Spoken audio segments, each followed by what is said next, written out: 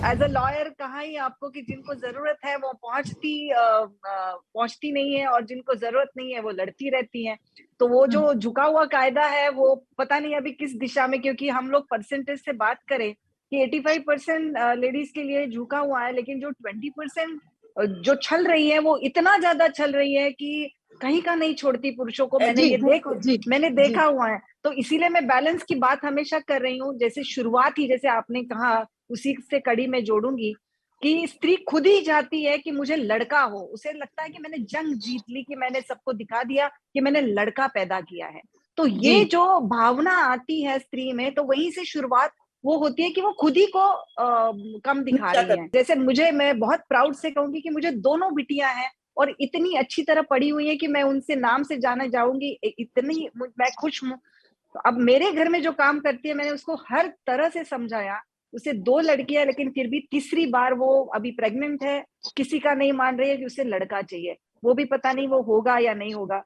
तो हमारे घर में ही कितना लड़े, मुझे समझ में आ रहा है कि पुरुष और स्त्री की बात तो हम कर ही रहे हैं, लेकिन स्त्री खुद के सम्मान के लिए वो विचारों से सशक्त हो कि ये चीजें जरूरी है। जैसे अभी वो मेरी एक दोस्त ने कहा कि वो मुक्ति किससे चाहती है, वो अपने जिम्मेदारियों से चाहती है। जैसे उनकी जिम्मेदारी है बच्चे को बड़ा करना, या शुरुआत के दिनों में माँ की जरूरत अगर आपने पैदा, क्योंकि ये कुदरत ने उसे बहाल किया है, ये तो तुम्हारा सम्मान है।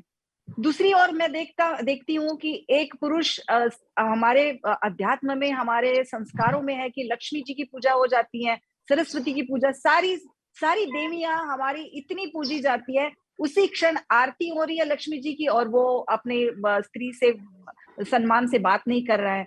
तो पढ़ाया क्या जा रहा है, वो सीख क्या रहा है, और आचरण में क्या ला रहा है। यहाँ पे अगर घर का बेटा ही देखे कि मेरे पिता मेरे माता से किस सम्मान से बात करते हैं, मेरी दादी से मेरे दादा किस तरह से सम्मान से हमारे घर में उनका औहदा है, वो बराबर अपने आए हुए दोस्त है, अपनी दोस्त या अपनी आने वाली पत्नी है, उससे उसी सम्मान से या दूसरी स्त्रियों को उसी चश्मे से देखना शुरू करेगा। और यहाँ से वो शुरुआत होती जाएगी, और धीरे धीरे करते जैसे हम मतलब जैसे स्त्री शिक्षण वो सशक्तिकरण हो गई, जो फाइनेंशियली इंडिपेंडेंट हो गई।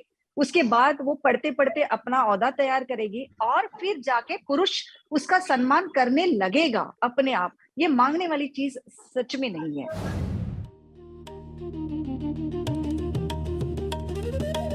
देखिए, सशक्तिकरण एक ऐसी चीज है कि बहुत सारे स्तरों पे होता है।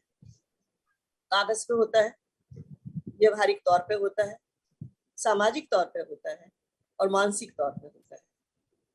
कागज पर महिला हिंदुस्तान में जितनी सशक्त है, उतनी वो यूएस और यूके में भी नहीं रही है, क्योंकि वोटिंग का अधिकार, लिंग के आधार पर समानता का अधिकार, ये सब हमें अपने संविधान से बहुत पहले प्राप्त हो चुके थे। वहां की औरतों को सड़कों पर उतरना पड़ा जिन अधिकारों के लिए, वो हमें हमारे संविधान ने दे दिए थे। इसके बाद आता है सामाजिक अधिकार। सामाजिक अधिकार से ही जुड़ा हुआ है मानसिक अधिकार। ये सब पुरुष सत्तात्मक, पितृ सत्तात्मक व्यवस्था कह के हम अपना पिंड नहीं छुड़ा सकते, क्योंकि पितृ को जन्म देने वाली, पुरुष को जन्म देने वाली भी स्त्री ही है। इसलिए हर व्यवस्था के मूल में स्त्री। विवश कोई किसी को नहीं कर सकता। विवश तब तक नहीं कर सकता जब तक कि आदमी विवश होने को तैयार हो। ये मानसिकता अगर अपने को गुलाम मानने की है, मानसिकता अगर अपने को छोटा मानने की है, तो फिर वो मानसिकता समाज में परिलक्षित होने लगती है, समाज में दिखाई देने लगती है। तो सबसे पहले अगर आपको सशक्तिकरण चाहिए, तो अपने दिमाग को सशक्त करना पड़ेगा, खुद को सशक्त करना पड़ेगा। स्त्री को खुद को अपने आप को मजबूत, बराबर ही नहीं बल्कि श्रेष्ठ मानना पड़ेगा, क्योंकि वो पुरुष से श्रेष्ठ है।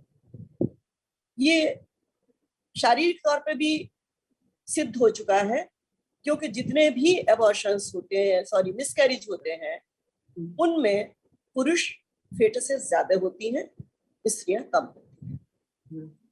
क्योंकि इस औरत के अंदर जीवन से जुड़े रहने की, जीवन को पकड़ के रखने की और जीवन को जीने की जितनी अदम्य शक्ति है वो पुरुष में नहीं। लड़कियों के साथ बहुत जगह दोयम दर्जे का व्यवहार होता है और उसके बावजूद वो ना सिर्फ जी जाती हैं बल्कि पल भी जाती हैं, और पलने के बाद हर क्षेत्र में अपनी श्रेष्ठता भी प्रमाणित करती हैं अगर उन्हें दबा कुचल कर उससे वंचित नहीं कर दिया गया। तो इसलिए मैं ये मानती हूँ कि सशक्तिकरण कोई बाहर से लटकाया जाने वाला हार नहीं है जो आपके गले में पहना दिया जाए। सशक्तिकरण आपके अंदर से उपजेगा। आप खुद को सशक्त समझेंगी, अपने को किसी से नीचा नहीं समझेंगी, अपने को इस लायक समझेंगी कि आप उस आसन पर बैठ सकें जिस पर पुरुष बैठते हैं। लेकिन उससे प्रतिस्पर्धा करने के बजाय आप अपने को आगे बढ़ाने की कोशिश करेंगे। ये छोटी लकीर और बड़ी लकीर वाली बात है।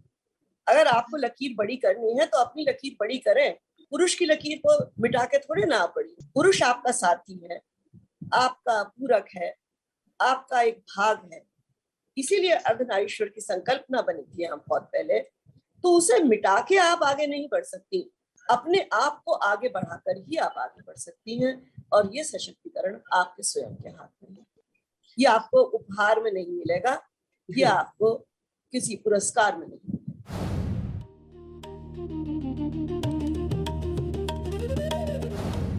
स्त्री पुरुष की समानता की जब बात करें, हम स्त्री सशक्तिकरण की जब बात करें, तो बहुत से स्तर पे बहुत से क्षेत्र हैं जहां काम किया जाना चाहिए, जहां हमारी नजर जाती है।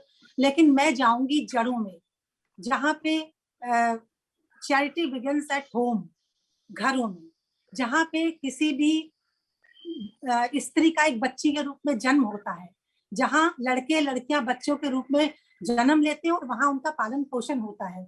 मैं वहां पर बात शुरू करना चाहूंगी कि शुरू से अगर हमारे घरों में हमारे बच्चों के साथ लड़के और लड़कियों के साथ समान व्यवहार किया जाए, खास तौर से मैं बहुत कड़वी बात कहूंगी उस घर की बड़ी बूढ़ी स्त्रियां जो भेदभाव सबसे ज्यादा हो रहा है। मैं नहीं बात कर रही हूँ 20% शहरों की या जगहों की, भारत में 80% जगहों में यही हो रहा है कि आज भी बच्चे और बच्चियों में, बेटे और बेटियों में, उनके पालन पोषण में, उनके शिक्षा के क्षेत्र में, उनकी पढ़ाई लिखाई में, उनके शौक को पूरा करने में, यहाँ तक कि उनके करियर में, कि लड़के हैं तो वो उनके माता पिता उनको कुछ भी उनके लिए कर सकते हैं उनको करने में, और लड़कियां हैं तो यही कहा जाता है कि अरे क्या करना है, घर ही तो संभालना है, खाना बनाना सीखो, घर संभालना सीखो, क्या करोगी ये करके।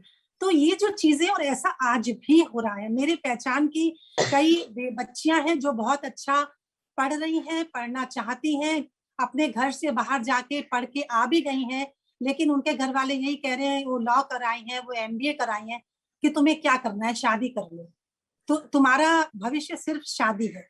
तो जब हम अपने बच्चों के मन में, जबकि हम सभी को मालूम है कि बच्चियों में, लड़कियों में उतना ही पोटेंशियल होता है, कहीं कहीं ज्यादा भी होता है, तो इस तरीके के पालन पोषण से वो चीजें हमारे अंदर बंद होती चली जाती है, बाहर नहीं निकल पाती।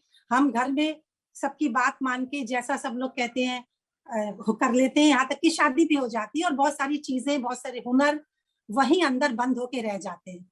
और फिर चूंकि मैं एक मनोविज्ञान की भी विद्यार्थी रही हूँ, वो सारी की सारी कुंठाएं, जो फ्रस्ट्रेशंस है, वो फिर हमारी बीमारी बन के उभरते हैं। हम उसका दोष पुरुषों को देने लगते हैं। अब किसको देंगे? जो पुरुष मेरे जीवन में आया है उस वक्त, तो हम सारा दोष अपने साथियों को, पति को, या जो हमारे कार्य क्षेत्र में काम करने वाले हैं उनको देने लगते हैं, जबकि बीमारी कहीं गहरी है, जो बहुत बचपन से हमारे अंदर छिपी हुई थी। हमें मौके नहीं दिए गए, हमें काम करने के वो नहीं दिए गए, क्षेत्र नहीं दिए गए, हमें अवसर नहीं दिए गए, और हमें छूट नहीं दी गई, और हमें वो इज्जत नहीं दी गई, वो जैसे वो जगह नहीं दी गई, वो स्थान नहीं दिया गया, जिन बच्चों को भी नहीं दिया गया, मैं उनकी तरफ से कह रही हूँ। तो वो सारी की सारी चीजें मरती नहीं है, वो कुंठा का रूप लेके हमारे अंदर कहीं ना कहीं अपनी जगह बना लेती है।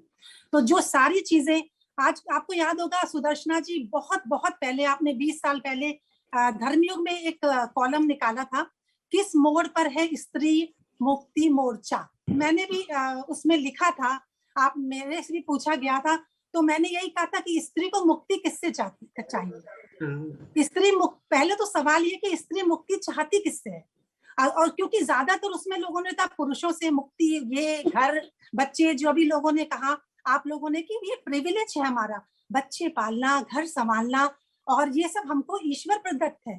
तो इससे बच के अगर हम सोचते हैं कि हम सशक्त हो जाएंगे, घर को छोड़ के, बच्चों की जिम्मेदारी छोड़ के, पतियों को नीचा दिखा के, और तो ये तो नहीं है। मैंने लिखा था और आज भी मैं यही कह रही हूँ कि हमें अपनी सड़ी गली सोच से, पुरातन प्रथा जो बहुत पहले कभी होगी, उनसे निजात पानी है, उनसे मुक्ति चाहिए, ना कि पुरुषों से या किसी और चीज से।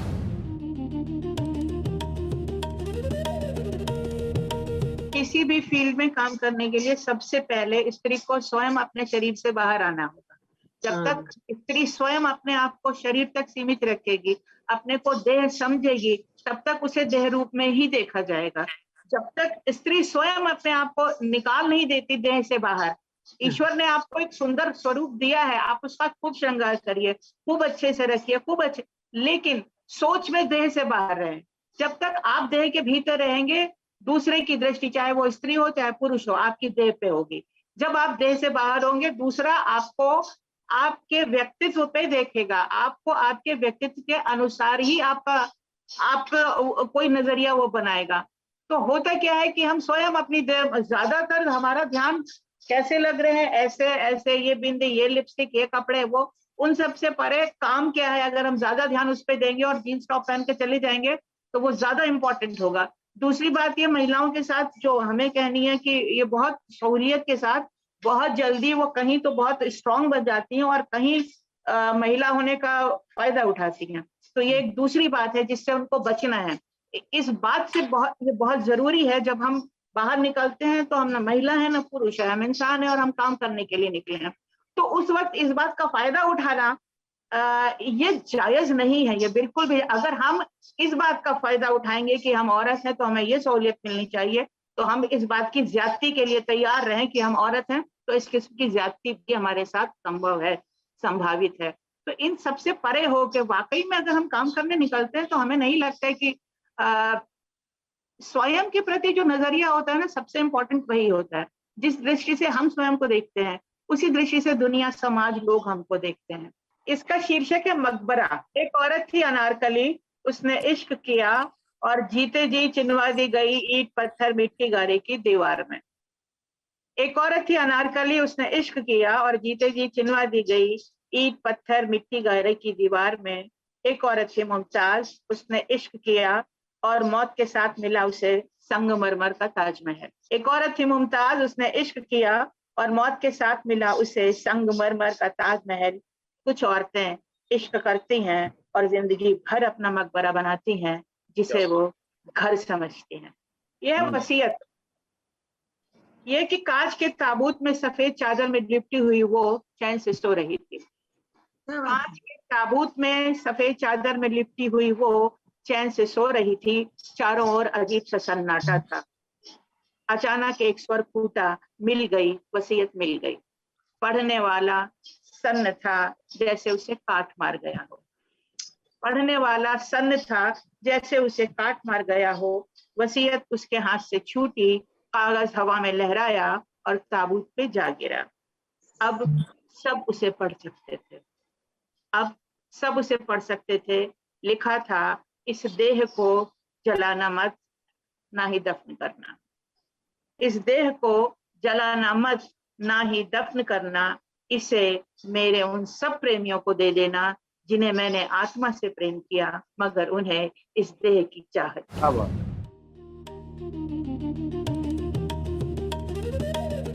स्त्री के अंदर जो श्रेष्ठता है वो पुरुष से कहीं ज्यादा है। और क्योंकि मैं कहानियों का दौर मेरा रहता है सिलसिला, तो मैंने इस पर एक बहुत उम्दा कहानी भी ढूंढ के निकाली थी जो मैं आपको सुनाना चाहूंगा। इवन इस अद्भुत रचना को भगवान खुद 10 बार सोचते हैं कि यार इसको मुझे इतना समय क्यों लग गया बनाने में। तो भगवान, जब तो देवदूत भी भगवान के पास आए और बोले, सर आपने तो 6 दिन हो गए और अभी तक आप स्त्री के बनाने में तल्लीन है, तो इतना समय क्यों लग रहा है। एक और आया, बोला कृपा निधान, इस रचना को बनाने में आपको नहीं लगता कि you have spend more time? तो ईश्वर ने उत्तर दिया, बोले भाई एक विशिष्ट रचना है और जब तक इसमें सारे गुणों का समावेश नहीं हो जाता तब तक मुझे इस पर काम करते ही रहना होगा। तब देवदूत ने पूछा कि प्रभु वो कौन सा गुण है जिनका समावेश करने में इतना समय लग रहा? तो ईश्वर ने कहा कि मेरी इस रचना को हर तरह की परिस्थितियों में काम करना चाहिए। भले वो बीमार खुद हो, लेकिन ठीक करना होगा उसे अपने आप को, और दिन में 18 घंटे काम करने की क्षमता होनी चाहिए। फिर आगे उसे एक ही समय में कई बच्चों को जादू की झप्पी देनी होगी, भाई सक्षम होना चाहिए, और उसकी झप्पी कुछ भी ठीक कर सकेगी, टूटे हुए घुटने से लेकर टूटा हुआ दिल, और ये सब केवल उसको अपने 2 हाथों से करना है। तब देवदूत ने कहा कि प्रभु सिर्फ 2 हाथों से ये तो असंभव है, इतने सारों को गले लगाना। तो फिर वो देवदूत आया उस स्त्री के पास जिसका भगवान रचना कर रहे थे और उससे छूकर देखा, बोले पर प्रभु इसके हाथ तो बहुत कोमल हैं। तो प्रभु ने कहा उसके हाथ कोमल है मगर कमजोर नहीं है। वैसे भी मैंने अपनी इस रचना को अंदर से इतना मजबूत बनाया है जिसकी कल्पना तुम कर ही नहीं सकते। उसकी सहन शक्ति अपार होगी। ईश्वर ने मुस्कुराते हुए ये बात अपनी कह दी।